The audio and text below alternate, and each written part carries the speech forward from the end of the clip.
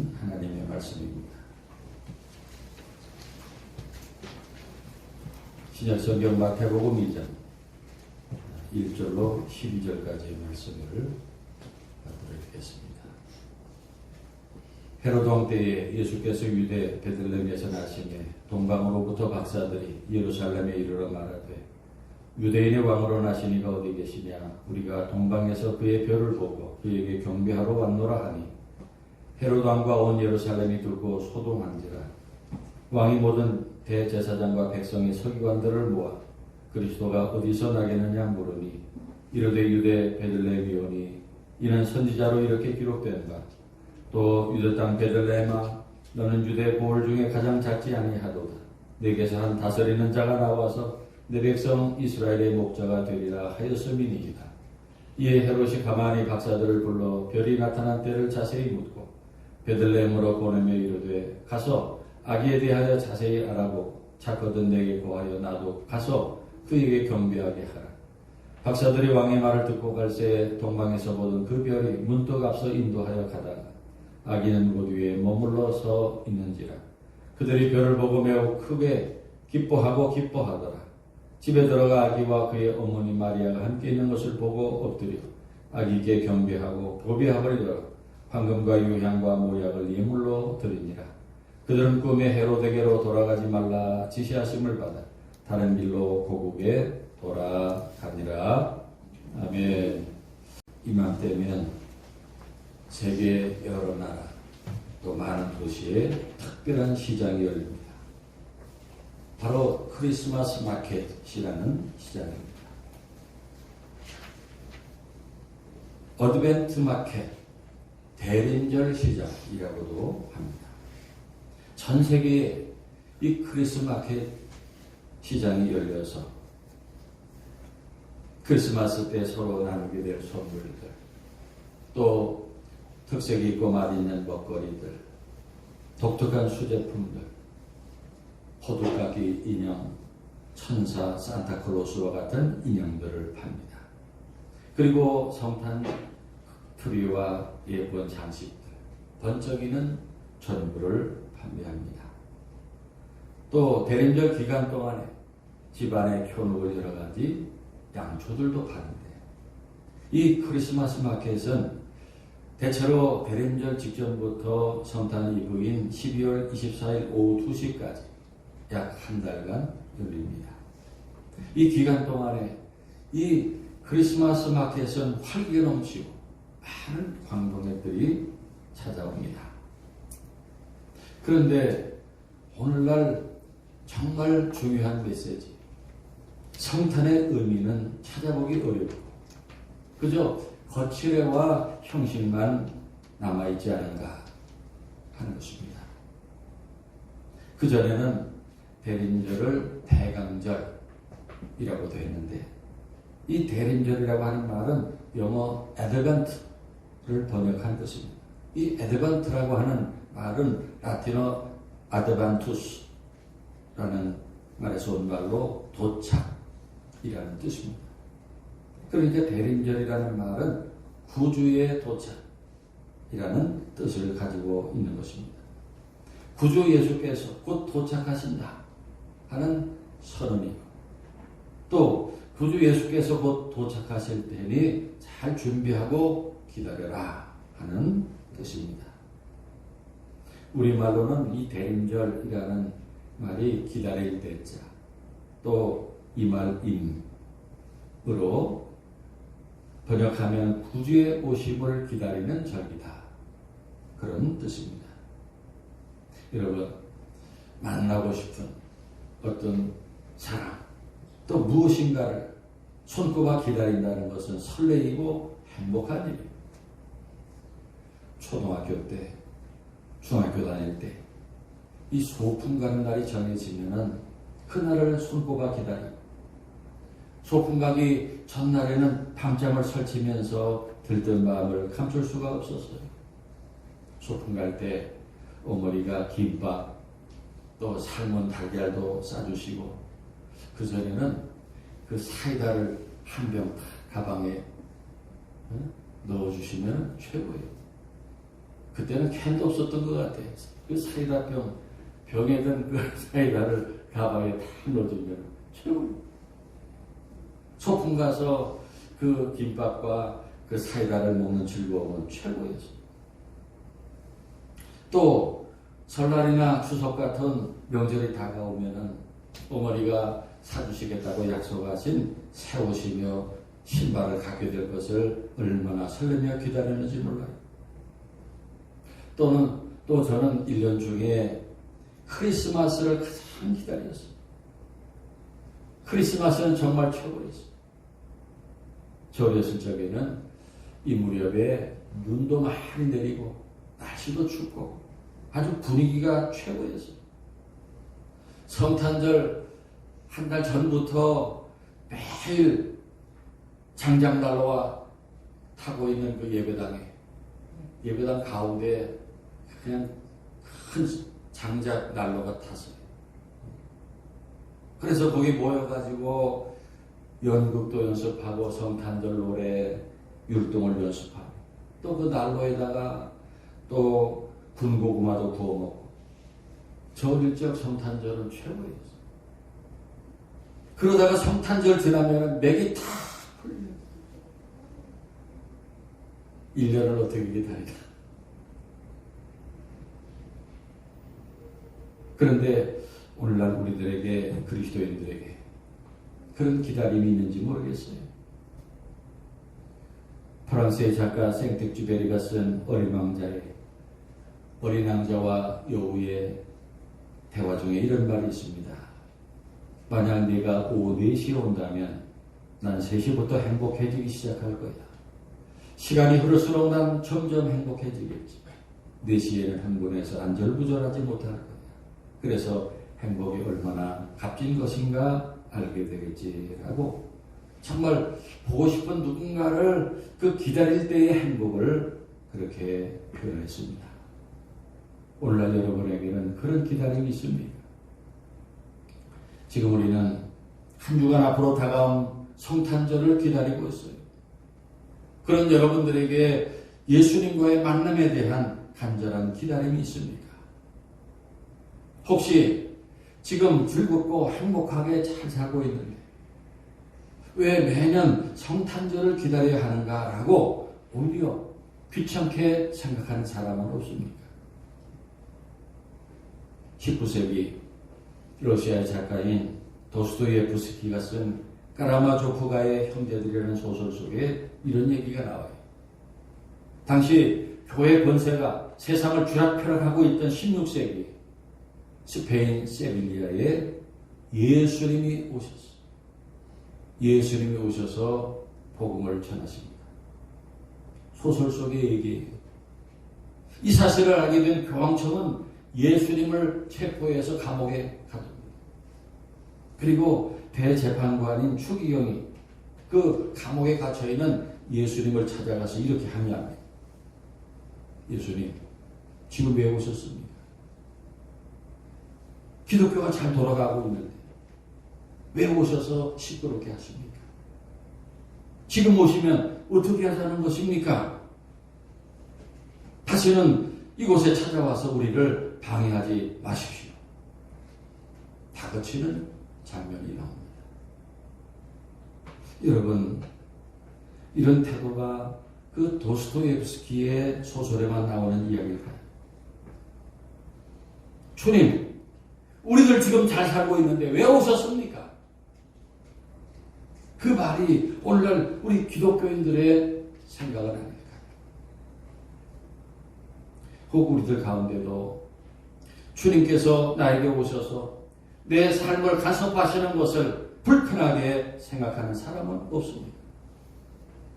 지금 주님 없이도 잘 사는데 왜 자꾸 오십니까? 왜 나를 간섭하십니까? 라고 불평하는 교인은 없습니다. 오늘 본문 마태복음 2장에 보면은 아기 예수님께서 탄생하셨을 때 동방으로부터 박사들이 멀리서 왕의 탄생을 알려주는 별을 보고 유대 땅으로 찾아갔습니다. 놀라운 일이지요. 그 이스라엘이 기다리던 메시아가 탄생하셨는데 그 이스라엘 백성들은 그 메시아를 환영하고 경배하는 것이 아니라 저 멀리 동방에서 온 박사들이 왕의 탄생을 경배하기 위해 했다는 것입니다. 이 동방으로부터라고 했는데 아마도 동쪽에 바벨론이나 페르시아가 아니었을까 추정합니다. 왜냐하면 그 나라에 붙들려가 살고 있는 그 유대인들이 많아서 그 유대인들의 전통에 대해서 듣고 오지 않았을까 하는 것입니다. 이들이 보고 찾아온 것은 그의 별. 아마도 이들은 천문을 연구하는 그런 박사들이었고 하나님께서 이들에게 메시아의 탄생을 알려주는 별을 보여주셨다고 봅니다. 그리고 이 구주의 탄생을 먼 동방의 박사들이 경배하러 왔다는 것은 당시 이스라엘 백성들은 메시아의 오심에 대해 별 관심이 없었다는 반증이기도 합니다. 그것을 마태는 강조하고 있습니다. 그리고 오늘 1절에 보면은 헤로드 왕 때에 예수께서 유대 베들레헴에서 나심에 그랬어요. 이미 예수님이 태어나셨을 때예요. After Jesus was born. 예수님께서 유대 베들레헴에서 탄생하신 후에 일어난 일이에요. 그런데 박사들이 유대 나라에 이르러서 아기 예수님 탄생하신 베들레헴으로 가지 않고 헤롯의 왕궁이 있는 예루살렘으로 찾아갑니다. 베들레헴은 우리 예루살렘 바로 남쪽에 8km 정도 떨어진 그런 마을입니다. 이스라엘 수도인 예루살렘과 비교할 때는 아주 작은 시골이었습니다. 동방에서 온 박사들은 그 베들레헴으로 가지 않고 예루살렘으로 왕궁으로 찾아간 것입니다. 그리고는 유대인의 왕으로 나신 이가 어디 계시냐? 우리가 동방에서 그의 별을 보고 그에게 경배하러 왔노라 라고 말합니다. 동방에서 온 박사들은 그 왕의 탄생을 알려주는 별을 보고 찾아왔는데 그것은 칭찬할 만한 일이지만은 그런데 왜 예루살렘으로 왕궁으로 찾아갔을까요? 적어도 그렇게 위대한 왕이 태어나셨다면은 왕궁에서 태어나지 않았을까 생각하고 그리로 가지 않았겠습니까? 그리고 당시 유대인들은 어떤 반응을 보였습니까? 당시 유대인들은 메시아가 오기를 간절히 기다렸어요. 구약의 선지자들을 통해 약속하신 메시아가 나타나기를 기다렸어요. 그래서 세례 요한이 요단 강가에서 세례를 베풀 때 많은 사람들이 세례 요한에게 찾아와서 세례 받으면서 당신이 메시아입니까? 그리스도입니까? 자꾸 물어봐요. 세례 요한이 나는 아니라고 부정하는데도 자꾸 찾아와서 몇 번이나 당신이 그리스도가 아니냐라고 묻습니다. 그만큼 메시아를 기다렸다는 것입니다. 그런데 메시아가 탄생하셨는데 유대 나라의 베들레헴에 탄생하셨는데 아무도 그 사실을 알지 못하고 있었어요. 메시아를 기다리기는 했지만 정말 그분이 오실 것이라 생각하지 않았고 오시기를 기대하지도 않고 있었다는 말이에요. 동방에서 온 박사들이 유대인의 왕으로 나신 이가 어디 계시냐 물을 때 헤로드 왕과 온 예루살렘이 듣고 소동했다 그랬어요. 이 헤로드 왕과 온 예루살렘이 박사들의 말을 듣고 소동했어요. 왜 그랬을까? 헤로드 왕은 정통 유대인이 아니에요. 다윗의 후손이 아닙니다. 야곱의 형인 에서의 후손 에돔 사람으로 로마 제국으로부터 임명을 받았습니다. 그래서 항상 자신의 왕위를 유대인들이 빼앗지 않을까 노심초사하던 왕이었어요. 그런데 유대인의 왕이 태어나셨다 하니까 놀라지 않을 수 없었어요. 그리고 온 예루살렘도 소동했다 그랬는데 이 소동했다고 하는 말은 헬라어로 타라소라는 단어로 환영한다, 좋다 그런 의미가 아니에요. 화내고 반대한다 하는 의미입니다. 유대인의 왕이 나셨다는 말을 듣고 그들은 기뻐하고 환영하는 것이 아니라 거부하고 화를 낸 것입니다. 그리고 여러분 그들이 기다리던 메시아가 탄생하셨는데 아무도 그 말을 듣고 태어나신 메시아를 찾아간 사람이 없습니다. 누가 아기 예수님께 찾아갔어요. 들판에서 양을 치던 목자들 몇 명이 아기 예수님을 찾아가서 경배했을 뿐입니다. 당시 예루살렘의 대제사장들이나 서기관들이나 바리새인들 종교 지도자들이 메시아가 탄생하셨다는 것을 몰랐기 때문에 베들레헴으로 가지 않은 것입니까? 결코 그렇지 않았어요. 동방에서 온 박사들이 예루살렘에 가서 유대인의 왕으로 나시니가 어디 계시냐 물었을 때 헤로드 왕이 구약 성경에 예언된 메시아가 태어나셨다는 것에 대해서 대제사장과 서기관들을 불러서 물어봅니다. 그리스도가 어디서 태어나신다고 예언되어 있느냐 할 때 구약 미가서 2장을 근거로 유대 땅 베들레헴에서 나실 것이라고 알려주었습니다. 그 자리에 대제사장을 비롯한 서기관들도 메시아가 베들레헴에서 태어나셨다는 것을 알게 된 것입니다.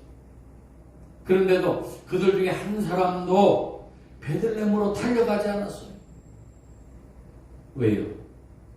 그들은 메시아가 오시는 것이 탐탁하지 않았기 때문에.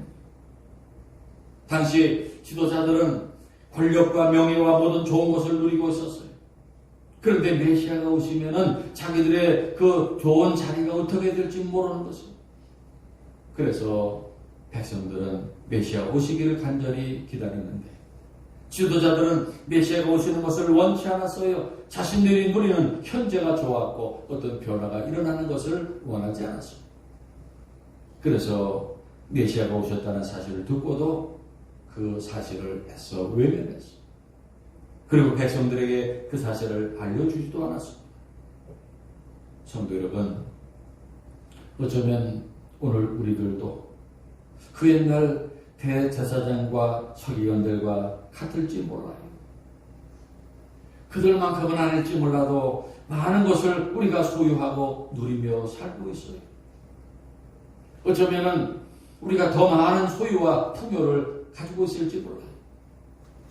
그래서 지금 예수님이 오셔서 나를 간섭하시는 것도 싫고 우리 삶에 큰 변화가 일어나는 것도 원치 않습니다. 지금 충분히 만족하며 살기 때문에 현세에 안주하여 살기를 바랍니다.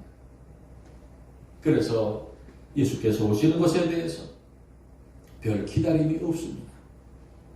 오히려 성탄절이 다가오면 별로 반가운 마음은 없고 귀찮게 여기는 마음까지 있어요. 왜 그럴까요? 왜 구주께서 나에게 오시는 것을 우리는 그렇게 기뻐하지 못할까요? 그 이유는 하나입니다. 주님께서 우리에게 약속하신 그 나라, 그 영광이 얼마나 좋은 것인지 모르기 때문에. 그리고 세상은 우리들에게 그래도 이 세상이 낫다 계속 속삭입니다. 하나님의 말씀을 신뢰하지 못하게 합니다. 그리고 그동안 우리들이 수고해서 쌓아놓은 것들이 있어요. 열심히 공부해서 좋은 대학 졸업장을 받았고 좋은 직업, 좋은 직장에 취업했습니다. 사랑하는 사람 만나서 결혼도 했고 자녀도 낳아서 나름 행복하게 잘 살고 있어요. 그래서 지금 누리고 있는 이 행복을 빼앗기고 싶지 않습니다. 그런데 혹 주님께서 내 삶을 간섭하시면 지금 내가 누리고 있는 이 행복과 편안함이 사라질 것만 같습니다. 주일날 교회 오는 것만도 힘든데 주님께서 내 생활에 더 많이 개입하시고 간섭하지 않으시면 좋겠습니다. 그래서 예수님이 나에게 오시는 것이 그리 반갑지 않습니다. 마치 도스토옙스키가 그의 소설에서 이야기하고 있는 것처럼 주님이 오시면 지금 내가 누리고 있는 것들을 빼앗길지 모른다는 두려움이 우리 안에 있습니다. 그런데 그것은 몇 주일 전 설교에서 말씀드린 대로 100원짜리 동전만 아는 어린아이가 100원짜리 동전을 손에 쥐고 1000원짜리, 만원짜리, 5만원짜리 지폐를 주겠다는 아버지의 제안을 거부하며 우는 것과 꼭 같습니다. 무지해서 무엇이 더 큰 것인지 더 좋은 것인지를 모릅니다.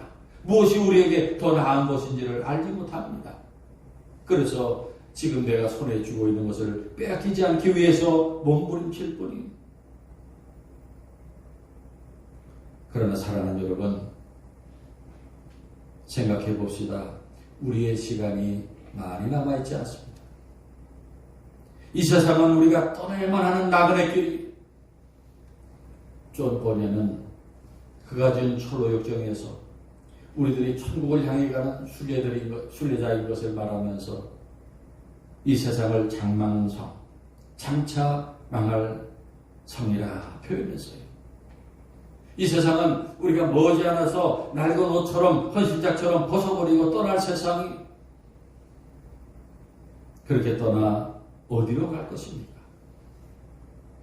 오늘 우리에게 중요한 것은 이 세상에서 얼마나 더 좋은 것을 소유하고 누릴 것이냐 하는 것보다 앞으로 내가 갈 길이 어디냐, 내가 갈 곳이 어디냐에 대한 것입니다. 며칠 전에 어떤 불교의 유명한 승려가 절 안에 들어가서 휘발유 뿌리고 불질러서 스스로 목숨을 끊었습니다. 그 모습은 갈 곳이 없는 사람들의 마지막이 어떤 것이냐를 보여주었다고 생각합니다. 불 속의 연기로 사라지는 것이 갈 곳이 없는 사람들의 마지막입니다.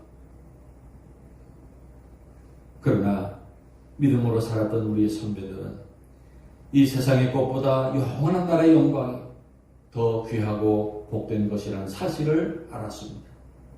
그래서 이 세상의 것들에 연연하지 않고 살았습니다. 히브리서 11장 16절에 그들이 이제는 더 나은 본향을 사모하니 곧 하늘에 있는 것이라 그랬습니다.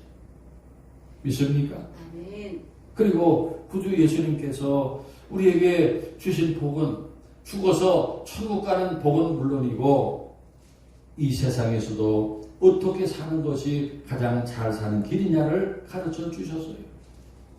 이 천지 만물을 창조하고 살아계시는 하나님을 섬기며 사는 삶이 가장 귀중한 삶이고, 하나님의 은혜를 알고 늘 감사하면서 살고, 믿음으로 하나님 다스리는 세계를 보고 믿음으로 시험과 환난을 이기며 우리도 예수님처럼 이 세상에서부터 자신을 희생해서 하늘나라를 준비하고 하늘의 보화를 쌓는 삶을 살라고 말씀해 주셨습니다. 우리에게 그 모든 은혜를 주시기 위해 구주 예수님께서 오셨습니다. 6월절에 유대인들이 모여서 항상 부르는 노래가 있습니다. 히브리어로 나는 믿는다 라는 뜻의 아니마민이라는 노래예요. 우리는 구세주가 오시리라는 것을 믿고 있다. 그러나 그는 조금 늦게 오신다. 나는 믿는다오, 나는 믿는다오. 영원한 평화의 그날이 땅 위에 오리라. 나는 믿는다오, 나는 믿는다오. 그때가 다가오고 있으며 더딜지라도 오리라. 나는 굳게 믿는다오. 이 노래가 만들어진 것은 놀랍게도 2차 세계대전 때 그 악랄한 독일이 유대인들을 가장 많이 죽인 그 공포의 아우슈비츠 수용소입니다. 이 곡을 만들어 부른 사람들은 가스실로 끌려가 죽을 순간을 기다리던 유대인들이었어요. 그들은 죽어가던 마지막 순간까지 희망의 끈을 붙잡고 이 노래를 불렀습니다. 사랑하는 여러분, 우리는 오늘 본문의 동방 박사들처럼 왕의 오심을 사모하고 경배할 수 있기를 바랍니다. 우리의 구주 예수께서 오셔서 우리를 영원한 멸망에서 구원하시고 내 모든 어려운 문제들을 풀어주시고 내 인생 전체를 아름답게 변화시켜 주실 것을 기대하시기 바랍니다. 우리는 한 주간 앞으로 다가온 성탄절을 기다리면서 그 기다림의 은혜를 묵상하고 그 기다림이 망설임과 주저함의 시간이 아니라 진실로 두 손을 들어서 구주 오심을 환영하고 기뻐하는 우리 행복한 시간이 되기를 간절히 축원합니다. 기도드리겠습니다. 우리에게 독생자를 보내주시고 성탄의 기쁨을 주시는 하나님 아버지, 지금 저희들이 한 주간 앞으로 다가온 성탄절을 기다리고 있습니다. 그런데 진심으로 구주 탄생을 사모하며 기다리고 있는지 우리 자식을 돌아봅니다. 저희들 세상에 헛되고 값싼 즐거움에 빠져 저 하늘의 크고 신령한 복을 잃어버리지 않게 하시고 구주 예수님의 성탄을 진심으로 기다리며 참된 복을 얻는 우리 모두가 되게 하옵소서. 우리의 구주이신 예수님의 이름으로 기도하옵나이다. 아멘.